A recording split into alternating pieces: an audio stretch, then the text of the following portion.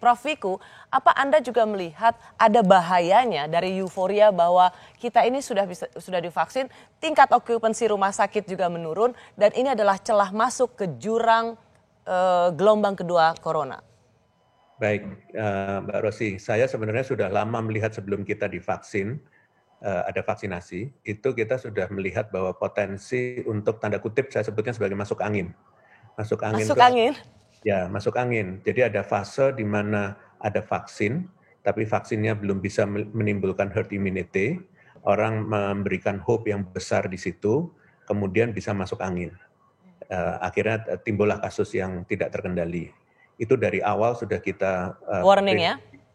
Bisa terjadi, sehingga saya sebagai juru bicara dan Satgas tidak pernah kendor sejak pertama dengan adanya vaksin. Vaksin adalah salah satu solusi, bukan satu-satunya solusi, bukan silver bullet. Kita melihatnya ada 3 pendekatan tameng. Yang pertama adalah 3M, yang kedua adalah 3T, yang ketiga adalah vaksinasi. Baik, jadi, betul Prof, itu yang selalu kita kampanyekan. Meski kan kita tahu sendiri ketika ada kedatangan vaksin, itu sesuatu yang kita sambut baik. Kita juga agak walking in the tightrope, ini harus berjalan seimbang karena ada glorifikasi kedatangan vaksin, glorifikasi vaksinasi, orang kemudian diajak ayo vaksin, tapi toh 2 kali vaksin juga tidak membuat orang itu tidak tertular corona. Sehingga orang satu, euforia vaksin, atau yang kedua, kalau gitu buat apa kita divaksin, toh masih tertular corona. Ya, justru itu kita selalu mengingatkan pada masyarakat, itu bukan satu-satunya, tapi vaksin adalah salah satu tameng yang harus kita miliki.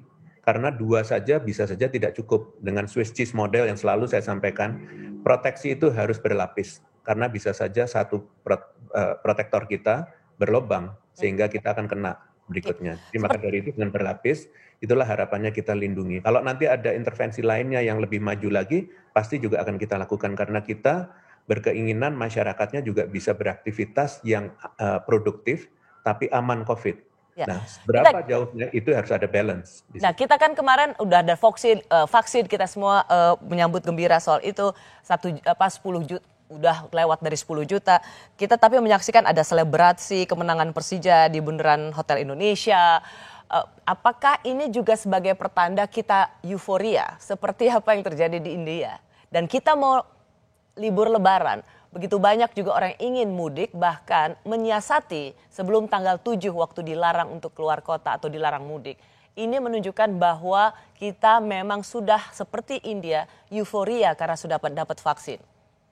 Ya, euforia sudah mendapatkan vaksin itu ada, tetapi situasional. Artinya misalnya kalau dikaitkan dengan Persija kemarin, saya yakin itu bukan karena euforia vaksin. Itu karena senang sekali sama sepak bola, begitu kan. Tapi kalau di kantor-kantor, kemudian sudah mulai ada klaster dan kantor itu sudah mulai divaksin, itu adalah salah satu contoh euforia vaksin. Atau di kelompok masyarakat tertentu, karena kan sekarang belum semuanya. Jadi yang punya euforia vaksin adalah orang-orang yang sudah divaksin. Padahal yang divaksin totalnya baru hampir 20 juta. Baik. Jadi jauh sekali dari 181 juta. Harusnya kita jauh dari euforia. Tapi Prof. Zulfikar, Anda melihat masyarakat Indonesia sudah termasuk euforia vaksin nggak? Kita lihat waktu bukber sudah rame, jalanan macet, perkantoran juga sudah penuh, bahkan tingkat penularan sekarang berasal dari perkantoran. Apa Anda melihat ada sindrom euforia masyarakat Indonesia? Ya, sangat karena ini memang sesuatu yang sifatnya itu wajar ketika kita berhasil menurunkan jumlah orang yang masuk rumah sakit, lalu kemudian terjadi vaksinasi di mana-mana. Saran saya sebenarnya kita jangan terlalu optimis dengan apa yang terjadi sekarang, tetapi harus mempersiapkan worst case scenario. Gelombang kedua itu pasti terjadi. Sekarang bagaimana caranya supaya pemerintah mempersiapkan diri untuk memasuki gelombang kedua? Ya kan tentu kita. Jadi mempersiapkan diri ya, artinya gelombang kedua akan bisa jadi datang. Bisa jadi terjadi. Yang kita hindari adalah bagaimana supaya gelombang kedua itu tidak se-ekstrim India. Jadi harus ada persiapan yang matang, tidak hanya melalui pembatasan pergerakan masyarakat, tetapi juga fasilitas kesehatan itu harus dibenahi, sehingga ketika gelombang kedua masuk kita sudah siap untuk itu. Ya.